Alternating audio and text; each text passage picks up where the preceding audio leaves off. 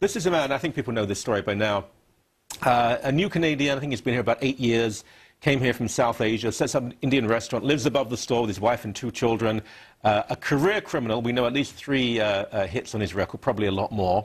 Allegedly commits a series of crimes, and he eventually takes the law into his own hands when the police do nothing. There's a fight with the guy, and the police charge the restaurant owner instead of him. We're calling him Spice Man because in trying to subdue this thug, he threw spice in his face. Right. We're going to show now a clip. You went to 14 Division in Toronto, which is Correct. where the police were who charged this restaurant owner. Let's have a look at that now, please. You may have heard about the case of Naveen Polapati. He's the Toronto restaurateur that has been victimized by thieves breaking into his restaurant, his car, several times. But the last time a thief came along to victimize Mr. Polapati, he fought back.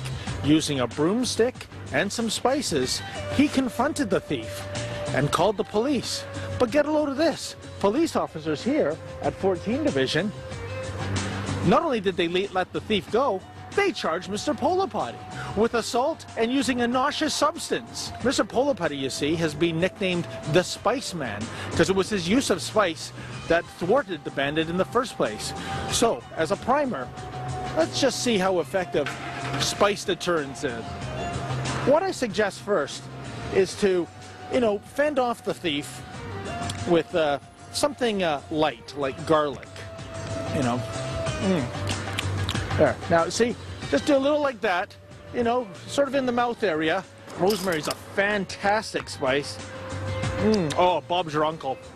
And see, there you go. This is mustard seed. This is where the mustard you get at the ballpark comes from. And there you go. Look at that. Fantastic. Oh, pepper. See, you put a little pepper on. There you go. We got to go to the nuke. We got to go to the cayenne pepper, brother. So, thief, get away from me. Stop victimizing me. The police aren't on their way because they don't believe in upholding the law against honest citizens. Ha! Ha! Ha! Ha! Ha! We're teaching citizens how to defend themselves with spice because Mr. Polapati was, I think, charged for defending his property. So we thought we'd, do a little demonstration. What do you think about that? What I think right now, gentlemen, is that this is not appropriate. Why is that? Look at it. It's not appropriate. And you need to not bring that so close to my face. Oh, I'm sorry. Thank you very much. So why is it not appropriate? Because first, it's obstructing the sidewalk. All right? Oh, really? So I'm going to ask you to move that, please, from the sidewalk. And well, what about parsley? Is parsley appropriate for a thief? I'm not going to get into this with you. I'm not going to do that. How about mustard? I'm not going to get into that with you. Okay, you know what? That's why we have the court system. What about garlic? Is garlic? We have the court system, and let's let the charges play out in the court and see what the court system has to say. What I am asking you to do now rosemary. is What about rosemary? You, sir, rosemary. is to take I got some other ones. Hold on a second. You know what? You're not even trying to. You're not even listening. You're not even listening. No, sir, you're not. You're not listening. No, but you never mentioned peri.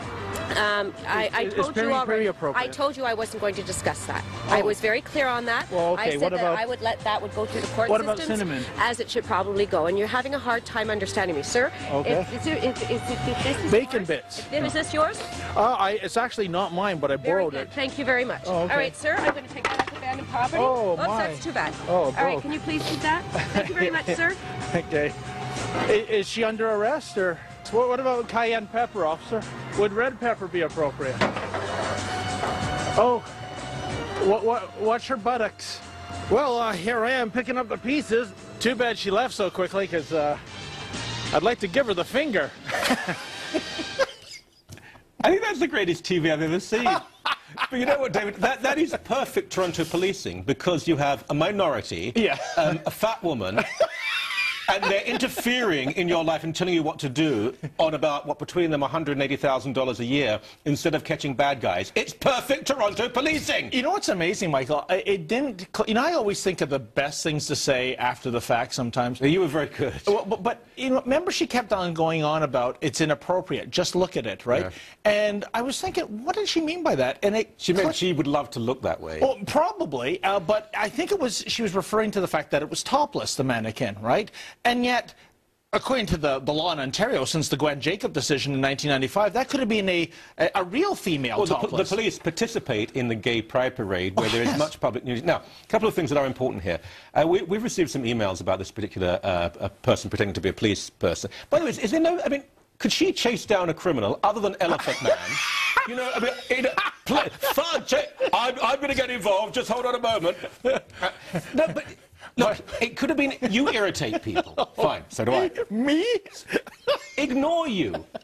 We have had emails from other officers about this person today. So I think she has perhaps a certain reputation. She may not like the fact that you're there. Tough. All sorts of things we dislike. You're not obstructing the sidewalk. You're not on the sidewalk. You're doing nothing wrong. She took away your property. She shouldn't have interfered. She struck me as being one of those very annoying, patronizing teachers who think they can tell you what to do and do a lot of this.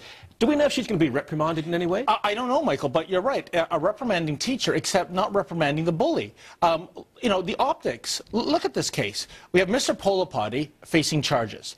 We have my mannequin, Lady Spice, apprehended and probably in police storage right now. And you went, well, more of that later, but you went this afternoon, actually, earlier today, with a sign-up saying, was it release Lady Spice? Free Lady Spice and Spice is nice. Right, but meanwhile, the third part of this trifecta, the thief, the bad guy, the guy throwing punches, the guy stealing GPSs and laptops, he's free as a bird. Allegedly. Sorry, allegedly. You know. And what else I think is insidious about the way the police have handled this. First of all, by the way, Michael, where's Bill Blair? Where is the chief about this? He's absent once again. Well, he's dealing with the mannequin community, who apparently are up in arms, or at least one arm, about what happened. It's either that or he's picking up another diversity award. But the thing is that they issued a statement 2 days ago, and it said it was basically chastising the public and the media for jumping to conclusions based on no evidence about Mr. Polipati's assault. You ran the videotape. You ran the footage where Mr. Polipati is getting punched by that. In fact, the guy is getting the better of him. Mr. Polipati has to run away. How can they possibly say to us, no evidence? I don't want to emphasize this. I suspect, well, I know of many cops who are friends of mine who will be cringing at this. She's just the sort of person that they have to fight against, you know, not the policing they want to do, the sort of people who volunteer to do the ticket work and so on. I mean, so a lot of cops, including people we've heard from today, we saw this last night on Charles Adler's show, are appalled by it. Why did she interfere? And in fact, there was even an officer from that division who came to speak to you, was there not? That's correct. Two of them, actually, who were embarrassed by this. My fear, Michael, is the way policing is going in Toronto, the way the recruiting standards have just fallen, you know, off the map, that these guys, the old coppers, the police officers that use that thing called discretion, as opposed to, I'll just charge everybody and let the court settle it, and meanwhile, the victims have to incur five-figure legal... You charge the innocent, not the guilty, of course. Exactly, but these guys are retiring. I am scared to think of what this police force is going to look like in 15 to 20 years. And she was a staff sergeant, was she not? I don't know her rank. I saw some stripes on her arm, and... I'm sure she earned them. I don't think she gets out of the station... Anyway...